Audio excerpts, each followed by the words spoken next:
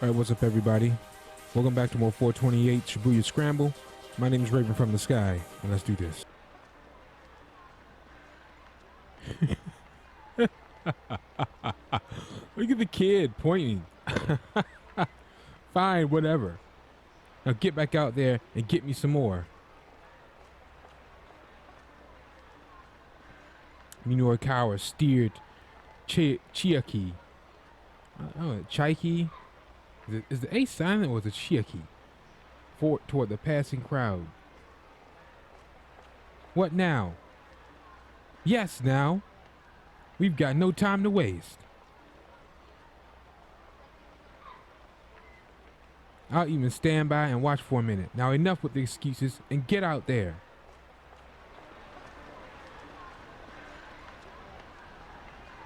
Minoru looked on as Chaiki wandered through the crowd.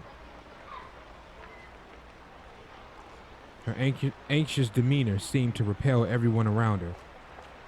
On the rare chance she did manage to flag someone down, the way she stammered through her initial questions made them take right off again. Poor girl. After a minute or two, she shuffled her way back, shoulders slumped.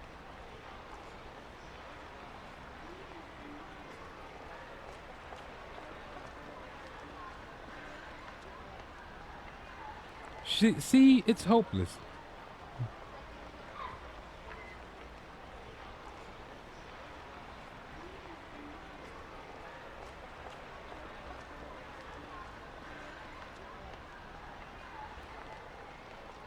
Okay, some advice.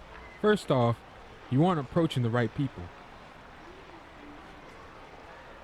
Some people are clearly in a rush, you know. You're not going to have much luck trying to flag down a businessman who's visibly in a hurry.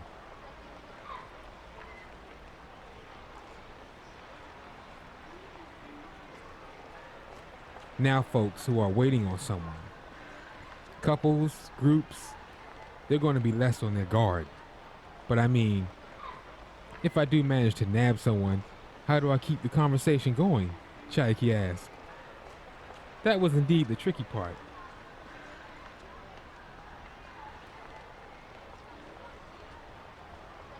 Whenever I get an answer I'm not expecting, I get all flustered. Chaiki, have you ever played tennis? Tennis? Well, yeah. I was in my school's tennis club. She struck Minoru as being more the manga club type, but that was neither here nor there. I see what he's getting at. Okay, that'll make this simpler. What's more fun, rallying with an opponent or hitting the ball off the wall? Rallying with someone else, of course. All right. And why is that? Because when you hit the ball off the wall, you already know where it's going to come back to. Revelation dawned on Chaiki's face. Oh. It's the same with interviews, Minoru said. Don't get flustered. Enjoy the rally. But I don't think I'm composed enough to enjoy it. Don't overthink things. Just let yourself enjoy the small talk. Small talk? Oh, I'm sure I'm not any good at that. She was starting to waffle again.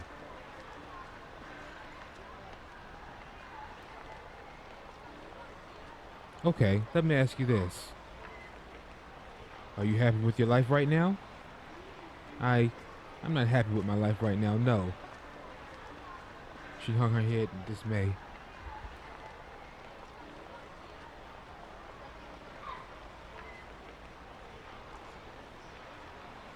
Okay, so start with that, Minoru said. Huh? Chaiki blinked a few times as she lifted her head back up. I'm not happy with my life right now, but what about you? Like that. Oh, okay. A sliver of liveliness had crept back into Chaiki's face. Minokawa jabbed his finger right in her face. Right there, he said. Put on that face when you flag people down. Chaiki's smile widened. I'll give it a shot.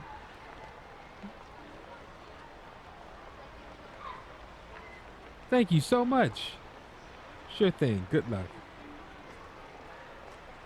Chaiki strode enthusiastically into the crowd. Uh-oh. And tried to flag down a Westerner who was walking hurriedly past. Did she even listen to a word I said? Minokawa felt his short-lived triumph melt away. Am I just gonna have to teach her everything again from scratch? Then he paused in surprise. Hold on. Okay, good. Whoa. Chaiki had snatched the man by the arm in an attempt to get him to stop.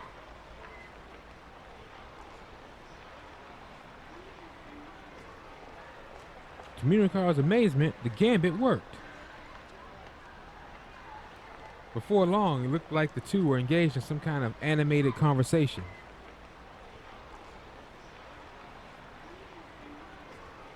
Maybe she would get an interview out of this after all. Heck, the look on her face was actually somewhat confident.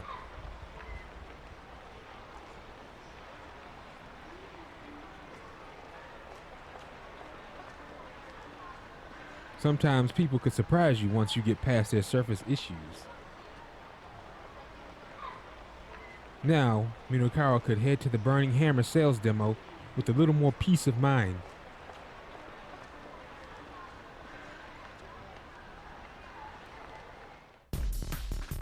Speaking of which, crap, what time is it? In a panic, Minokawa checked his wristwatch. Think about this wristwatch that will tell you how you think about the opposite sex and whatnot. The demo was set to start in less than 5 minutes. Uh-oh. He really was cutting it close.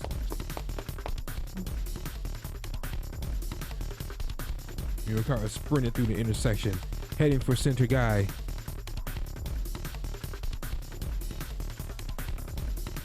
To be continued. That's everybody. So I think we should be heading into the next hour now. Or next chapter. That's everybody.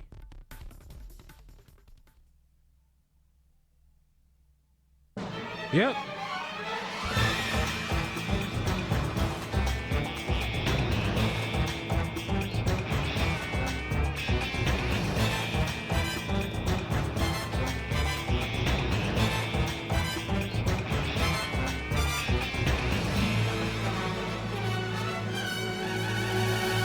Da-da-da. 1 to 2 o'clock.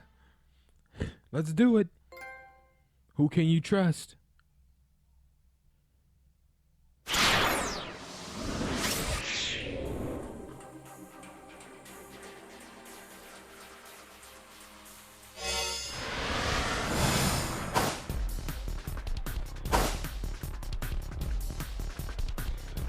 Right, left.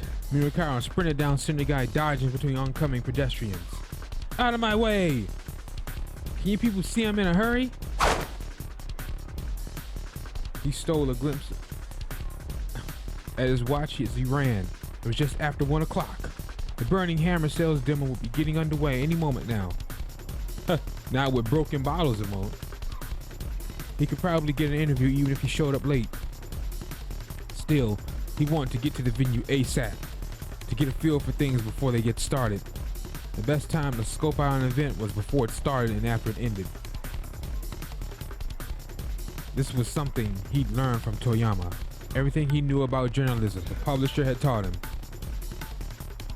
It had been a combative education.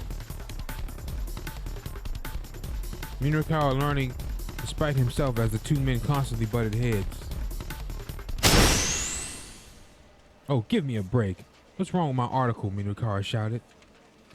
His voice was loud enough to carry throughout the editing department. Shut up. I told you to rewrite it, so rewrite it.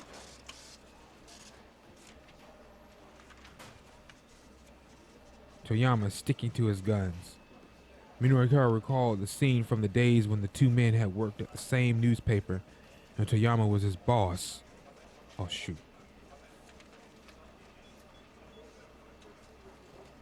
Show me what's wrong. All of it. How can it be all of it?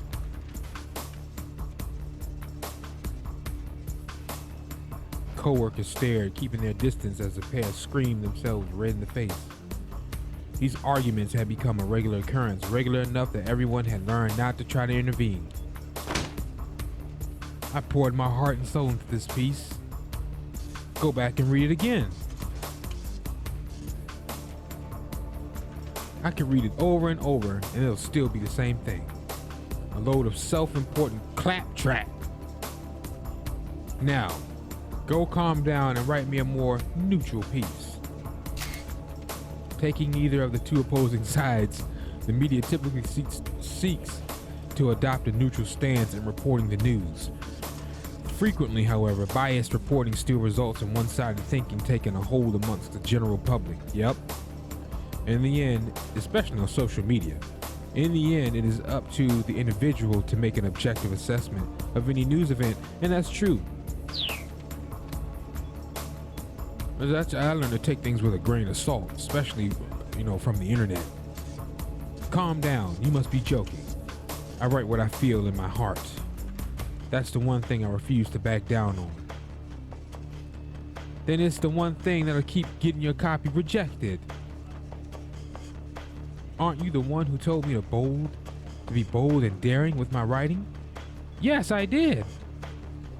But I don't remember telling you to write me garbage. By now, Minoru and Toyama were practically at each other's throats. Still, despite these almost daily shouting matches, Minoru never resented Toyama. Not really. How could he write a piece in a way that would shut Toyama up? Trying to figure that out was how he had developed his skills as a reporter.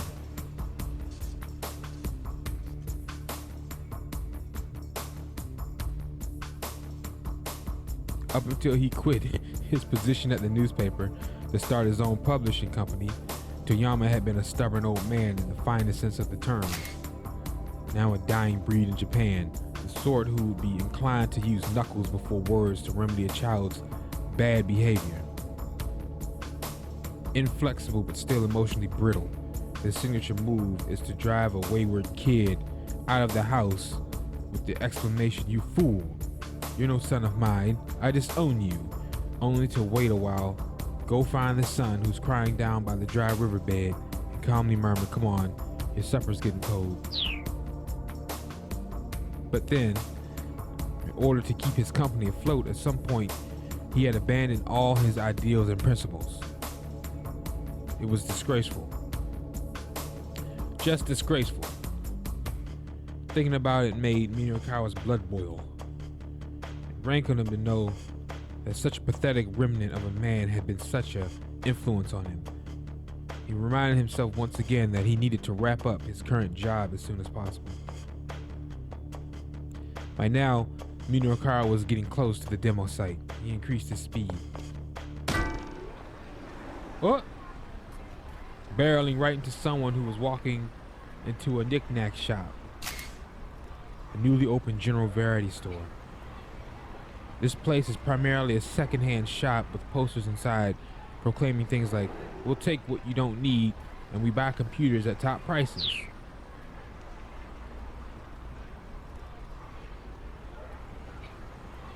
It was a girl about high school age. She jumped to her feet and then snatched Minoru by the collar. "Hey, watch where you're going," she snapped. Her upper body strength was impressive, to say the least.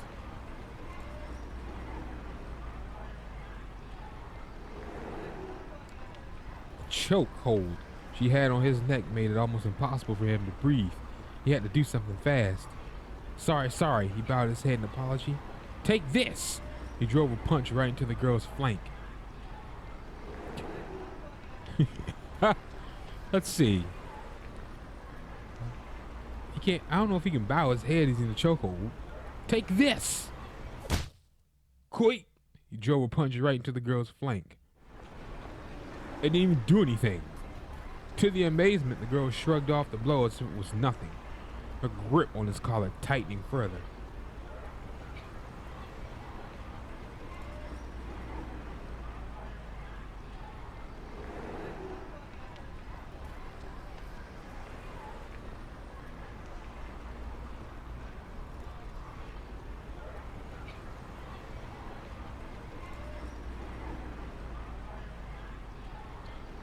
Oh, you want to throw down, huh? She sneered.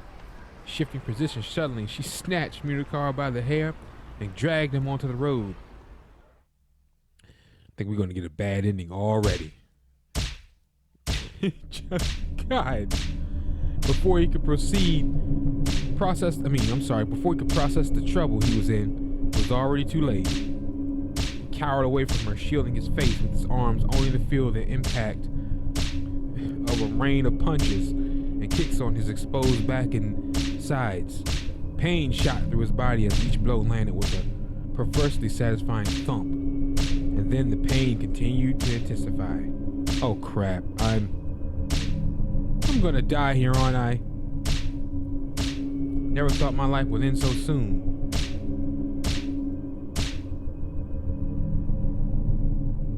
Huh? His assailant paused suddenly. Wait. Don't I know you? She stared down into his face. Hey, you're Mr. Minokara.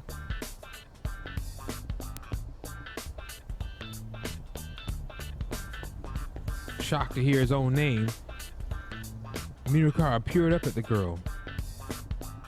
Miku? Yeah. Wow. So you do remember me. Her tone was bubbly as if the beating she'd been dishing was all fun and games. Sorry, I didn't realize it was you.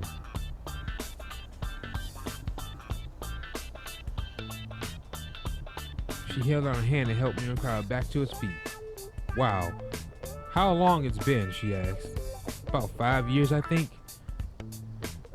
You, still doing your bonsai stuff? Nah.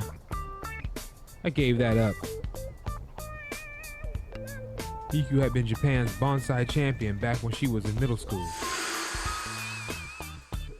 One day, local delinquents had vandalized dozens of Miku's bonsai pieces. Minokara had met her when he interviewed her about the incident. I want to get strong, she had said, to be able to beat those guys up. And so Minokara had introduced Miku to an acquaintance of his who ran a martial arts dojo.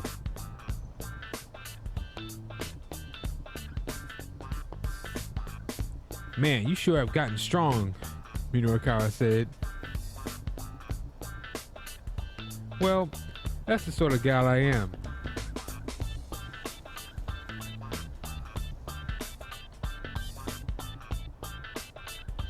Miku handed him a flyer. It read, Ladies Mixed Martial Arts Pub Bride. What? Present this flyer for a free drink. It's a place where you can watch girls fight in the ring while you have some drinks, Miku said. That sounds pretty fun, actually. Minokara could feel himself being pulled in all the wrong directions by the prospect. You should come see one of my matches sometime. I'm the current champion there.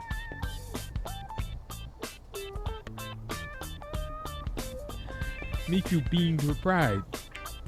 Wait, you're the champion? Well, he'd seen firsthand how strong she was.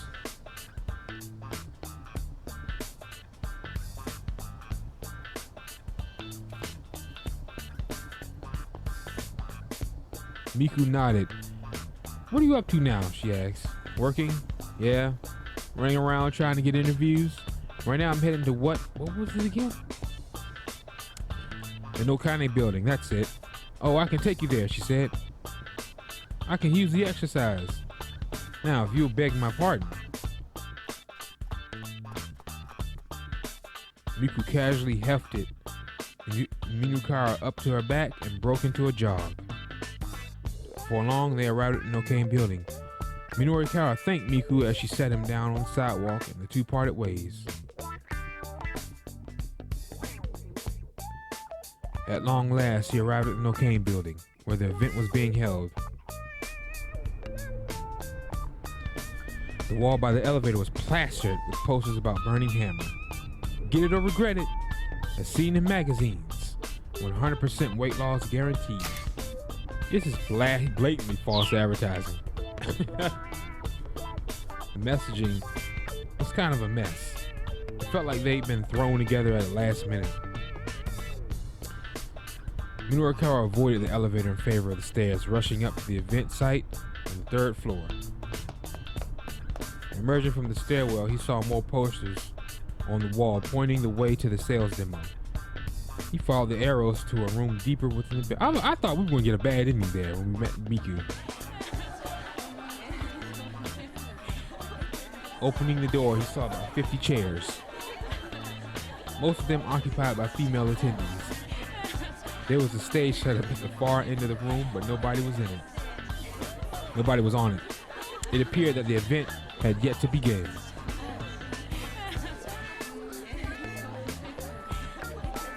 Roughly half of the women were somewhat elderly. All of them looked like they could stand to lose some weight.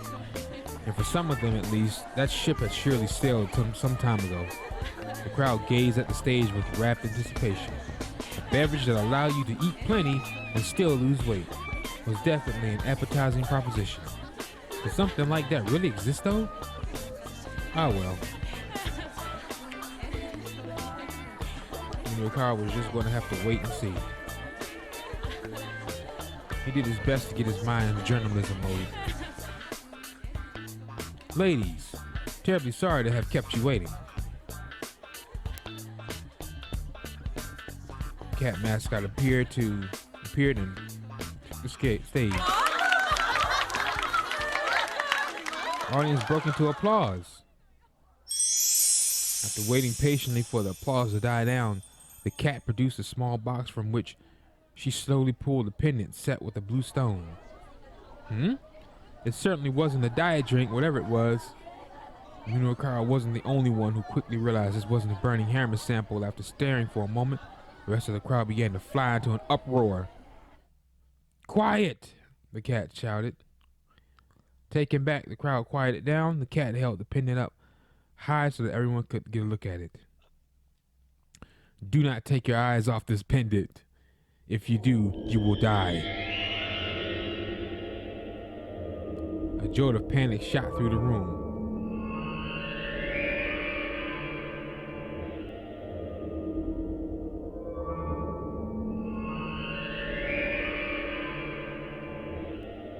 Slowly, the cat began to swing the pendant back and forth.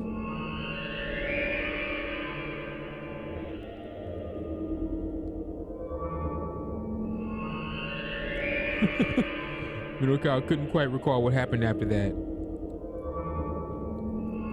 When he came to his senses, he had already pulled a $10,000 yen bill from his wallet, handing it to the man he assumed was the demo organizer. In exchange, he received a pendant the same as the one the cat had been holding.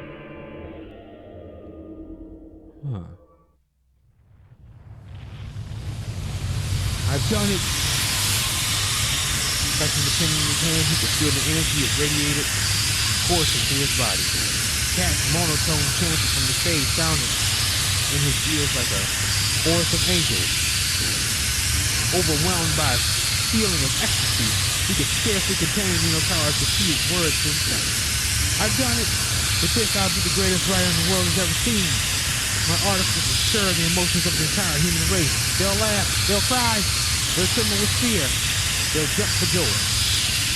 No longer was the whole surprise a mere dream. It was practically already here. Prize awarded for excellence in journalism, literature, and music composition.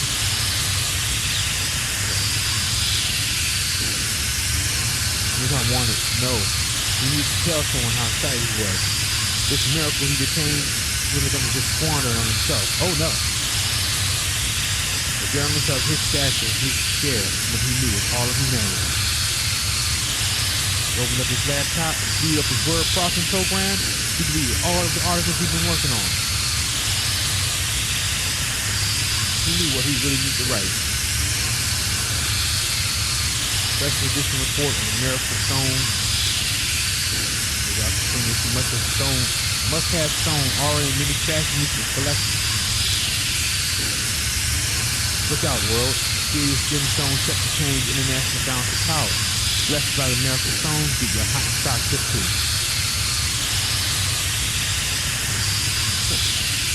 The page is originally slated for the pros and cons of security cameras and washed-up screenwriters, and instead filled with glowing praise and raised views of the Miracle Stone. Never had Minokara been more proud of his work.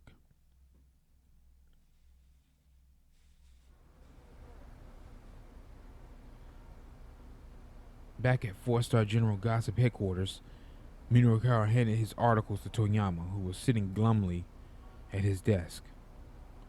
Toyama looked them over slowly, then there was a lingering silence. Finally, he spoke, his voice subdued.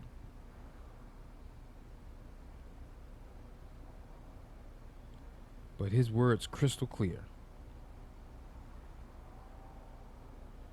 Yeah, this is all getting axed. Oh my god.